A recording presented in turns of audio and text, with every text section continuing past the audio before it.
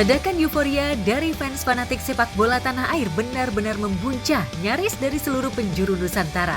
Bahkan, yel-yel kebanggaan pada punggawa tim Garuda menggema dari Stadion Qatar, tuan rumah dihelatnya Piala Asia. Supporter Indonesia nyaris memenuhi tribun penonton, bahkan nyaris mengalahkan supporter tim tuan rumah saat berlaga. Ledakan tak kalah penting juga nyaring dari lini massa.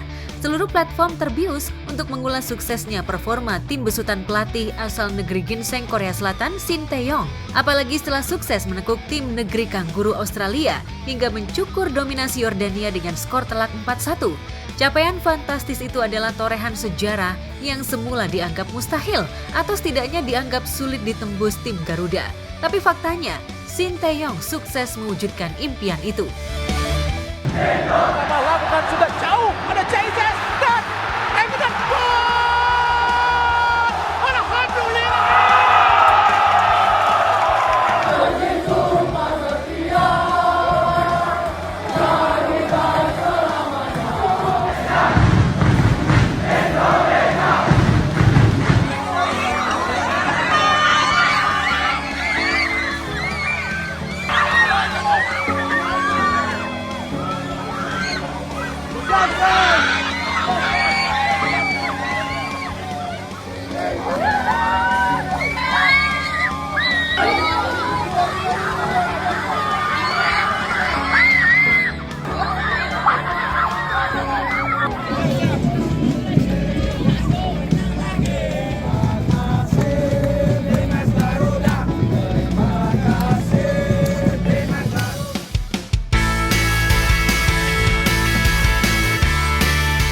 Kesuksesan Shin Tae-yong membawa tim nasional U23 ke babak 8 besar ini jelas melampaui target dari semula, hanya ditarget oleh PSSI ke babak 16 besar. Malahan publik makin optimis Indonesia bisa masuk final jika performa Rizky Ridho dan kawan-kawan terus stabil dan apalagi naik. Menang atau kalah, laga melawan Korea Selatan adalah pembuktian diri Shin Tae-yong sebagai mantan pelatih timnas negeri ginseng yang kini menukangi tim Garuda. Meski Indonesia berada jauh di bawah urutan Korea Selatan sesuai ranking FIFA, namun STY demikian ayah Shin Jae-won ini karib disapa, sudah membuktikan dirinya sebagai seorang yang profesional, menanggalkan sementara nasionalismenya. Sikap profesional STY itu bahkan mendapatkan dukungan dari putranya Shin Jae-won melalui akun Instagram miliknya. Shin ingin ayahnya tetap profesional membuktikan jika tim yang ditanganinya mampu bersaing. Meski Shin Jae-won sebagai warga Korea Selatan tetap harus menunjukkan sikap nasionalismenya sebagai anak yang terlahir di Korea Selatan. 이런 경험이 처음이기 때문에 뭐라고 얘기는 못할 수 있겠지만 솔직한 심정은 상당히 힘듭니다. 힘들고 한국 대표팀을 맞지 않았다면 그런 마음이 덜 들었을 텐데.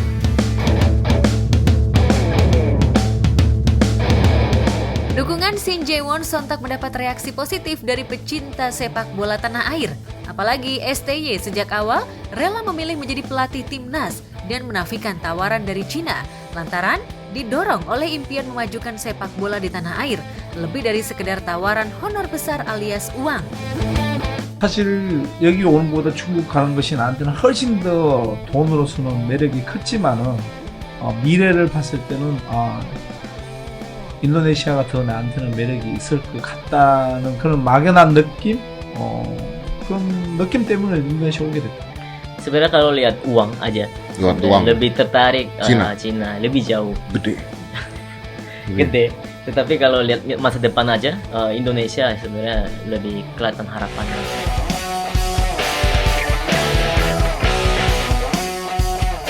STY bukan hanya telah merubah gaya permainan, ia juga mampu mendisiplinkan para pemain. Ia bahkan tak segan-segan menghukum para punggawa timnas jika tak disiplin waktu maupun makannya. 갔다가 이게 들어가 버린다고 얘네 네가 봐봐 볼 뺐어. 그러면 얘 들어가면 갇혀 버리잖아. 왜 가자 해. 그다음에 들어가면 되는데 Mata yang arahan. 99, 100 나와. Mereka kejutan jantungnya itu sampai 99% gitu, sampai 100%. 그럼 어떻게 되겠어? Kalau gitu jadi gimana? 일단 자기가 힘들지만 최대한 Walaupun 매일 capek, 해보는 거야. mereka coba terus gitu maksudnya. 오늘은 100이지만 내일 Oh, hari ini 100%, 100%, kalau besok 98, 96, 몸에 이제 90. Maksudnya main bola kan pasti main body keras. Oh, ketabrak. Ya apa. betul, ketabrak, kebentur gitu. Itu Nendang harus orang di benar-benar lapangan enggak ya? harus keras. Itu kalau enggak kan pasti ya bisa cedera juga gampang. Ya, Oh. ya jadi kalau misalnya kalah dari main body, pasti kita nggak bisa keluarin kemampuan kita.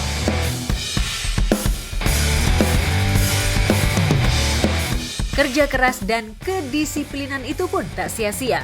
Punggawa timnas tidak boleh puas hanya karena baru didapuk sebagai pemain timnas lalu dieluk-elukan fans. STY ingin pemain Indonesia punya mimpi lebih besar.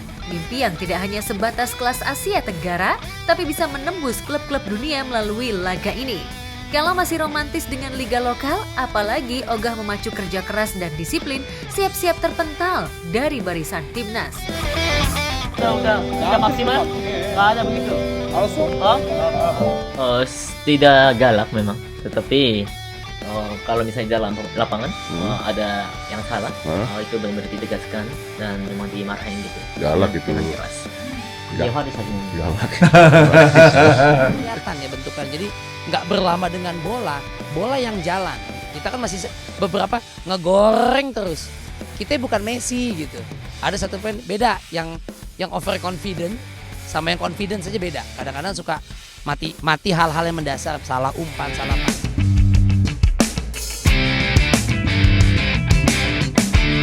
Selain kemampuan merubah kebiasaan para pemain dan pola permainan, STY juga sukses merekrut dan menyeleksi pemain-pemain naturalisasi berdarah Indonesia. Kemampuan mereka cukup memberi kontribusi baik. Sebut saja Ivar Janer, Rafael Struijk, Justin Hubner, hingga playmaker Nathan Joe. Yang menarik, publik sepak bola semula sudah tak punya harapan jika pemain asal klub SC Heerenveen ini akan kembali bermain setelah tak diizinkan klub. Tapi kurang dari 1 pekan, PSSI dan STY mampu melobi klub asal Belanda tersebut dan akhirnya membolehkan Nathan kembali memperkuat timnas U23. Kembalinya Nathan pun dalam serentak langsung jadi trending topik. Pemain berdarah Semarang Belanda ini pun disambut dengan penuh sukacita saat kembali ke Qatar.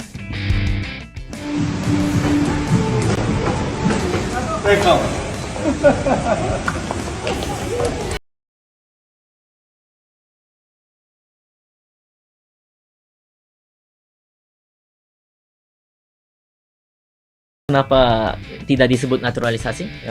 Karena Kosen yang menginginkan pemain-pemain yang keturunan Indonesia, bukan Good. bukan yang tidak ada darah Indonesianya. Indonesia. Jadi Dengan masuknya naturalisasi beberapa ini bisa satu motivasi untuk pemain lokal, pasti. Yang kedua transfer ilmu.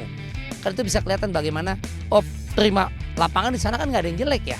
Kalau sampai passingnya masih keriting, jangan salahin lapangan atau sepatunya tuh.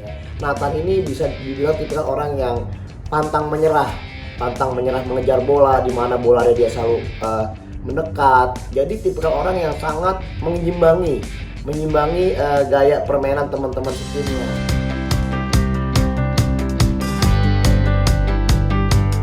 Nathan dan juga punggawa lainnya seperti Rafael Struijk hingga Ivan Janer, juga punggawa lokal seperti Rizky Ridho dan Witan Sulaiman hingga Marcelino, Komang, serta punggawa lainnya bukan hanya sukses di lapangan hijau. Berkat aksinya, punggawa timnas kini jadi idola baru. Tak jarang kaum hawa kepincut oleh pesona ketampanan dan kepiawaian mereka mengolah si kulit bundar.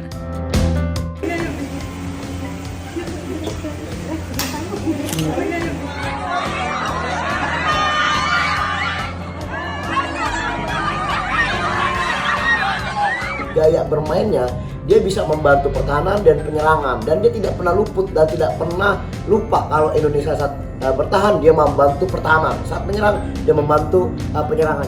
Pemain bagus itu nggak melulu menurut gue ya, apalagi di depan striker. Patokannya memang cetak gol, tapi ketika dia bagus buka ruang, ngasih peluang yang lain akhirnya cetak gol, itu juga top banget. Benzema termasuk gitu dari Perancis waktu di Madrid. Nggak melulu harus top skor, tapi ngasih peluang buat yang lain.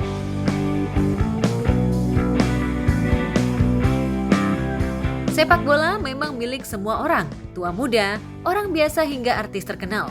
Sepak bola bukan hanya tentang mengolah si kulit bundar. Lewat sepak bola, sosok-sosok biasa akan menjelma menjadi sangat fenomenal hingga digilai kaum hawa. Siapa sangka Egy Maulana Fikri akan mampu menaklukkan hati Adiba Kanza, anak pesohor almarhum Ustadz Jeffrey Al-Bukhari dan Umi Pipik.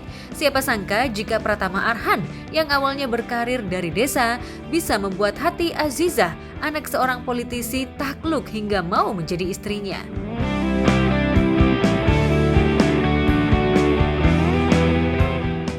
Pun Asnawi yang sempat membuat hati Fuji Utami jatuh hati tergila-gila akan pesonanya.